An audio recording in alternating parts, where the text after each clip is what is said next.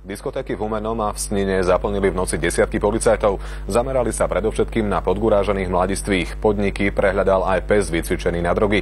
Humenskí policajti sú známi tým, že takéto akcie zvládajú excelentne.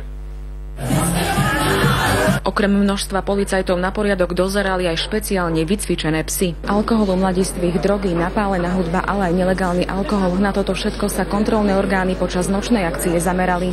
Už ja sa nemôžem pozerať na tie 15-ročné dievčatá, ktoré sú opité a pomaly nevedia chodiť. Je to na zaplakanie. Väčšina z opitých mladistvých na seba hrdá nebola. V správnom konaní ich bude riešiť obec, nehovoriac o tom, čo povedia rodičia. 3 piva. Sa predal s maskou. Tento mladík sa nám ale mimo kamery priznal, že toho vypil podstatne viac, nafúkal cez 1,5 promile. Väčšina z podgurážených mladistvých pritom tvrdila, že im alkohol kúpil niekto iný, kto už v podniku ako inak nie je. Kamaráti, ale už to nie sú.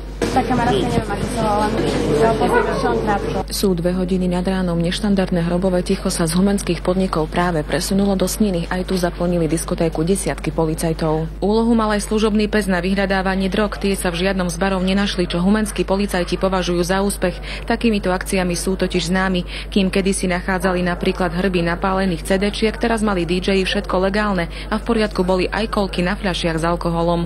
Konečne to muselo byť, lebo tu chodia také deti a ešte si lignú fajne. Muži zákona skontrolovali asi 600 zabávajúcich sa ľudí. Tí sa im za dodržiavanie poriadku symbolicky poďakovali. Tvrdia, že na ťahu sú teraz rodičia. By si to mali riešiť ich rodičia s nimi. Všetko viazne v komunikácii. Decko sa bojí komunikovať s rodičom. Pre televíziu Jana Veľasová. Rozšírenú reportáž a ďalšie zábery z razie v Humennom a Snine máme na stránke noviny.sk.